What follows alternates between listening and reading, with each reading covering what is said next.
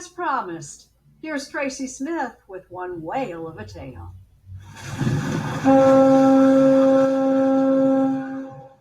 In the summer before the pandemic, a worker on a scaffolding in Seattle could be seen touching up what looked like a routine paint job.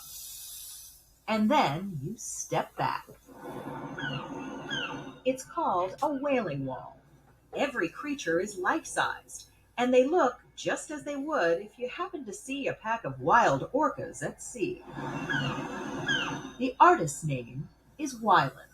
People go, well, how could you paint a 110-foot whale on the side of a building? Is that hard? I go, no, I imagine the whale swimming across the building, and I just paint it as it goes by.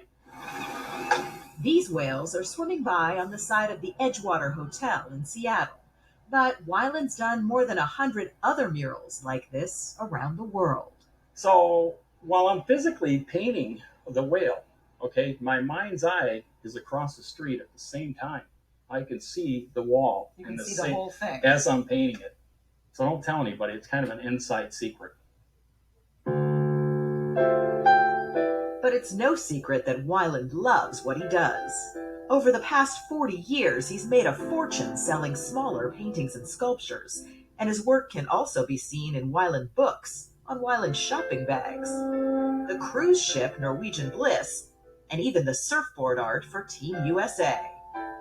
It seems his goal is to turn the world into one giant aquatic gallery, and this from a guy who once could only dream about seeing the sea. Born in Detroit, Robert Wyland never wanted to do anything but make art for a living. And while on a family vacation in California, he had a life-changing moment on this very stretch of beach. I came up, and I couldn't believe my eyes. These two gray whales just broke the surface, spouted. That's amazing. I mean, that was like a miracle. A few years later, he packed his paintbrushes and moved to California, where he learned the meaning of the phrase starving artist. It got so bad that for a time he was living on a single Snickers bar a day. Okay, so you'd get a Snickers bar and portion portion it it in out? threes. Breakfast, lunch, and dinner. Are you serious? That was breakfast, lunch, and dinner, yeah. But he kept at it, painting the sea creatures that were, for him, a never-ending source of inspiration. Wyland's an avid scuba diver. And in 2007, he invited me along on a dive off the Florida Keys. I feel blessed and lucky that I can dive, I can get in the water next to these great animals, manta rays, sharks, and see this beauty. And then all I have to do is put it up on the wall for people to enjoy. You can choose not to go into an art gallery or a museum, but you can't ignore a giant public mural. But his big canvases can also be big targets. He's been accused of commercialism, and major art museums have all but ignored him. Do you listen to the critics and those people, those voices? Well, I don't paint for the critics. I paint for the people. I love people. I mean, I'm collected by over almost 1 million people in all 50 states and 100 countries around the world. Critics? I can't even spell critic.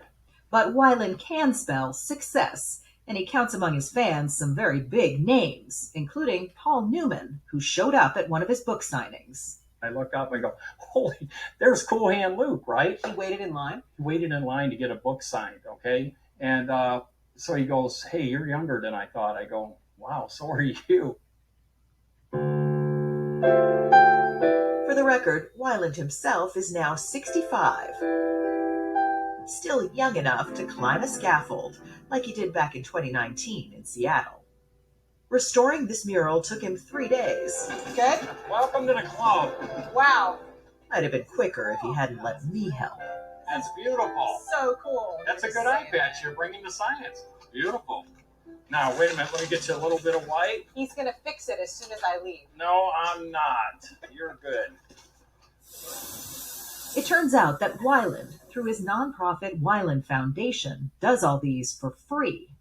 In a way, each mural is kind of a public love letter to the ocean and to the creatures that will always be larger than life. Do you feel like you have everything? I have everything. I'm so grateful. I get up every day and I walk out there with my coffee and I look at that ocean and I just go, wow, I have no idea how this happened. man, am I happy it did.